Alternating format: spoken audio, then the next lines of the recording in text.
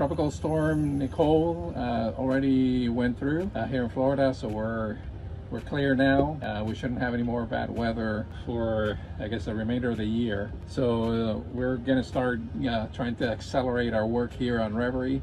Before the storm, I was working on trying to finish up the galley and put in the EVA foam on the hull. Just thinking about it, I realized that I needed to make some adjustments to make it all work. Let me show you. I removed the panels, the EVA foam, and initially when I was looking at it, I wanted to have EVA foam all the way through. So I have this step here. This is the hull liner, but the hull liner already provides protection from moisture, so I really don't have to cover this section. What I have to do is paint it so it looks nicer. Before, I was going to glue this piece on the edge here and then glue the EVA on top, but it's not going to be nice and smooth, so I decided to get rid of this and just cut the EVA foam so it steps one full panel here, steps up, and then it runs the rest of the length. And then this is going to be white. The other thing you have to paint is this side panel here, because this is going to be inside of the cabinet. So I'm going to finish removing any loose veneer. I'm going to sand it and I'm going to prime it. I'm going to sand and prime this top ledge here of the hull liner, and then I'm going to put a second coat of primer on the section that's going to be inside of the cabinet and this top counter here. And that should get us ready to build the shelving and get working on that. Sanded and cleaned it, peel everything that was loose on the veneer. Is going to get painted, and the rest is stuck pretty good, so I don't need to do anything with it. It's going to be hidden in the cabinet anyway. Sanded the bottom, and what I use for this type of sanding inside is I use the sponge sanders. One, they don't make a lot of dust. I mean, they do a really good job with the sanding, but they don't create a cloud of dust. So with the vacuum and this, I can do a section without making a mess out of everything else around it. So I got my EZPrime. I already gave it a good shake, but this is a high solids primer, so I need to open it up and give it a good stir before we get started. Okay, so we got everything primed. So now we're just gonna let it sit and dry, and then once that dry, I can go ahead and clean this upper surface again and do our EVA foam. I need to kind of recut this section here, and we should be able to put basically two uprights, one here, supports on the end, and we'll have basically one shelf, you know, 3 shelves across, and then I'm going to use tambour doors to lock them in, but I have to, you know, do the work first and measure and then order. So in the meantime, I'm going to peel this tape off so I get a nice clean edge. That should be it for now. I gotta do some other things and come back. Everything is nice and dry. Actually, this worked out really good. I sanded the Formica kind of yellowish top, and I went ahead and put the primer on it, and it looks really good. That's gonna stick really well. So now next step is I need to get our EVA foam glued to the back wall, so I'm gonna do that next. But I wanted to give you a quick little preview of what I'm doing with this countertop here. And what I did is I found this peel and stick vinyl flooring, so I'm gonna to basically peel and stick to our wood countertop, and that's going to give us a finished look. So it's going to look really nice.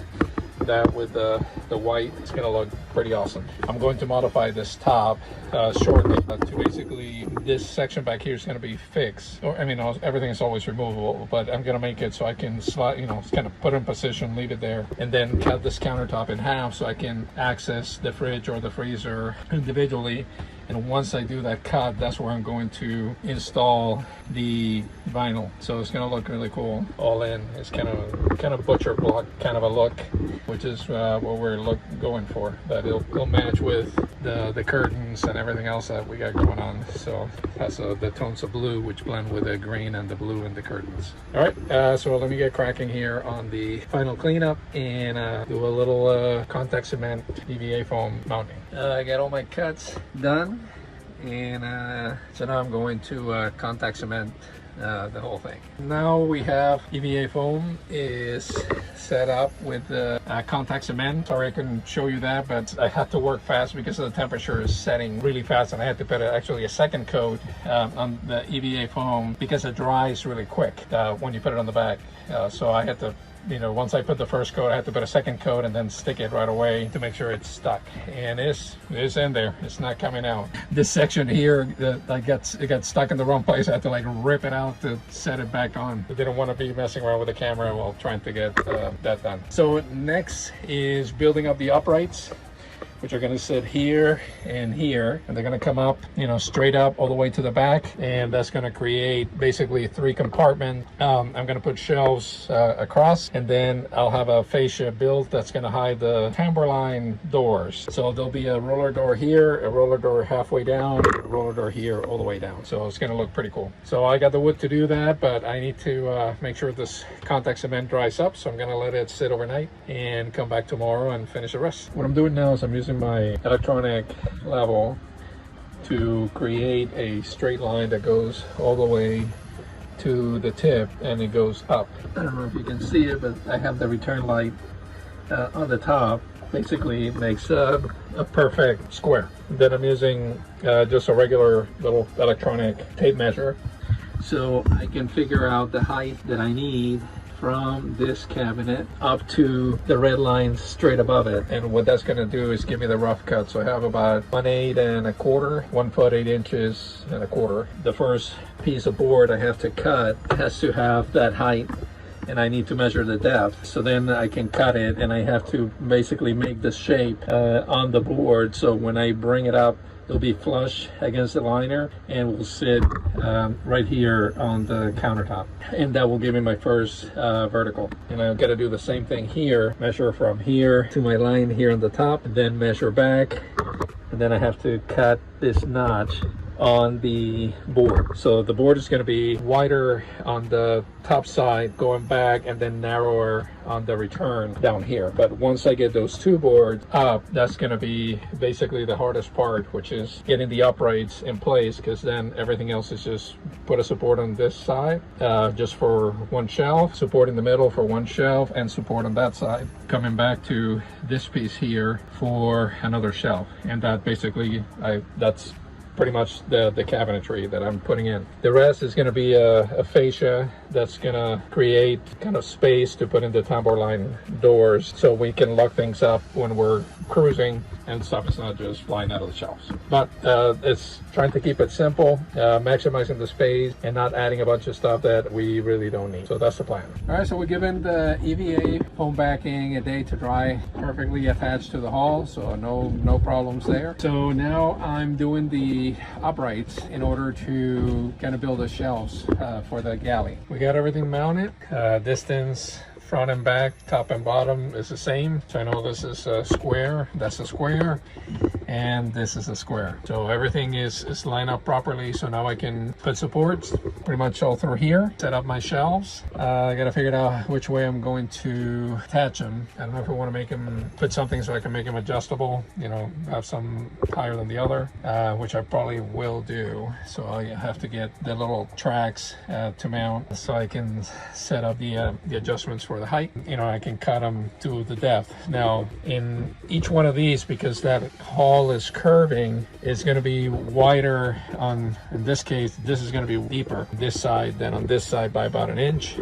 And here, because the hull is coming back, it's going to be wider from here than here, also by about 1 inch. And same thing here, the depth here is going to be deeper than the depth there. Now I have an old template that I use to cut that curve on this base plate. So I'm going to use the same thing to cut the dimensions for this shelf. So that's going to give me a nice curve that's going to maximize the space. It'll go right against the EVA foam. Everything will look real cool. After that, I'll probably, while I get the tambour doors, I may do some kind of netting or something here to keep things from flying off the shelf while we're cruising. I'll put maybe a border on the shelf to keep things from sliding out, and maybe something net wise to keep things in while we sail. But eventually all of this will get tambour doors, and it'll look really cool once you can close everything up. This is it for today. Back in Reverie, I kept working on the galley. I needed to finish cutting the shelves so I can get everything hung up, and I managed to do that. Not my best work by any stretch, but get the shelves up. Next thing is I gotta get them painted, and I'm going to put some borders and use baskets to put things on the shelves for now, and you know, get going with our kind of finishing up the bigger projects so we can get rolling. But this is now a pretty functional galley. So we got our shelves cut and mounted. You know, of course I already got them full of stuff as I was cleaning, just kept moving things around. But you know, got our coffee set up over here. Over here we're probably going to put plates and utensils, cooking utensils, things like that. That's why I kind of made it taller. These are 12-inch on this side. This is 15-inch here, which should be high enough to put a bucket with, you know, spatulas and cooking knives and all that kind of stuff. Up here I'm probably going to put plates, silverware. You know, I'm going to get some baskets so we can put food on these once I clear all this. But galley's looking good, pretty good shape. So that's my work for today. I'm gonna finish cleaning here and get going, and I'll come back and get some more work done tomorrow. Right, we're back in Rivalry trying to finish the last couple little things on the galley, and this is getting to our at least from a build-up standpoint, this is kind of it. So what we're doing is building a little fascia. So we got our shelves assembled, cut and mounted, and what we use is this cabinet style little pegs to basically have the maximum amount of space available for things on storage. And this, we can always move it up and down if we decide to change the position, but now we have a starting point from which to drill additional hole. To cover the kind of the edge, I didn't paint it that on purpose because I wanted to glue it. So we got these pieces of 2.5-inch by 36, and you can see it's, you know, nice skinny board. It's kind of like craft board. So I'm going to cover this with Cetal to make it water resistant. And this is one that I cut already, and the way this is going to get mounted is I'm going to use glue to glue it to the edges here and finishing nails for additional support. And what that's going to do is it's going to create a lip up here, so when we're sailing, if things slide, they're not going to come flying out of the shelf. You know, they're going to stop at the edge of this board. Same thing underneath. There's going to be a smaller board for down here. What I did is I got this 1.5-inch version to basically attach on the bottom, and I'm going to cover in Cetal and pretty much cut to cover the entire base. So this creates a barrier on the bottom. This creates the barrier for top and bottom. So if we have tall things, they're going to hit the under lip of the shelf, and if they're on the top, they're going to hit the over lip. And then this is going to be another one of these. I haven't decided if I'm going to go all the way up, but I might do that. But it makes this shelves really skinny. This is really for plate and cutlery, so not a whole lot is going in here. I wanted to leave a bigger space for kind of the bigger items, cans, jugs, stuff like that. So that's what we're doing. So what I'm doing is measuring. This is actually for this side here, measuring it, and with this board what I'm doing is I'm scarring it with a blade on both sides, and then I'm popping it to break it. Then I sand the end and I get a clean edge. I'm putting a piece of tape because I don't want Cetal on the places where I'm going to have wood glue, gluing it to the edge of the shelf. So once I get that done, I'm going to use the small piece also for the uprights to cover the fascia portion, and it's going to look pretty nice once it's all put together. So right now what I'm doing is measuring and cutting. I'm going to use Cetal to cover it up and give it a kind of a little golden wood color. Once that's dry, then I can assemble, and this portion of the galley is completely done, so I can get working on the countertop. So basically I just use brush, but you can use a foam roller if you have a lot of work to do. You put the first coat in on all your pieces, come back right away and put a second coat. It's almost like you're doing a tint.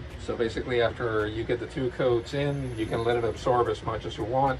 Just use a rag, and then you wipe off the excess and you let it dry. And it has a nice little golden color. You can see here, a little piece I did as an experiment, the contrast treated with Cetal and the regular wood. And you can use Cetal on any kind of wood. It doesn't have to be teak. So I'm gonna let this dry for about an hour, and after that they said I can go ahead and start working on it. I'll remove the tape and get the horizontal pieces mounted, so then I can measure the verticals with this and build the front covers, and that should be pretty much it for the cabinets. So I'll be back in an hour. Completed everything we wanted to do on the galley. Pretty much the only thing that's left is to put some of the tile backsplash on back and on the countertop, just to give it a little better surface for working. But I'll do that a different time. I think I want to start having some fun now that we got our galley put back together. So just kind of a overview here at the end. We have our stainless steel sink, extendable spigot. We have our shelving, and what we did is we mounted this fascia so it creates a surface for items not to come flying out. I'm gonna put some non-skid material on the bottom, but we got now to get some baskets. I saw some in Amazon that I'm gonna get that have the kind of the drop down, and I'm gonna put those in here to maximize the available space. But we're pretty much just gonna be all cups, canned food, and things like that. I went ahead and cut the countertop in two, so I cut the countertop so now we can open the freezer and we can pull the basket out. I'm going to do some modifications later, but for now this gives me the room, the clearance and the room we need so we can pull the basket out of the freezer. This is going to get a piston that I have already, so basically I'm not going to need to hold it. I'll just lift it up and it'll stay open, and then push it down to close. This side we can get to the fridge and get around to Blue Eddy if we need to. We have our induction cooktop and our convection toaster oven, pots and pans down below. So this is it. Our galley is functional and ready to go. So we can start cooking and we can start having some trips. Right guys, so that concludes our refit of the galley. I think we got everything to what I wanted. Is functional. We maximize the space, and I'm really excited. So with that, we're gonna wrap it up here. If you like our videos, please click on the link below and subscribe. We're sharing everything we're doing on the refit. Any questions you have, or if you're working on a similar project, need some advice, feel free to shoot me a message. I'll be happy to respond and share any information I have on the projects, the materials, and the tools that I've used for mine. So with that, thank you so much for watching, and see you in the next episode.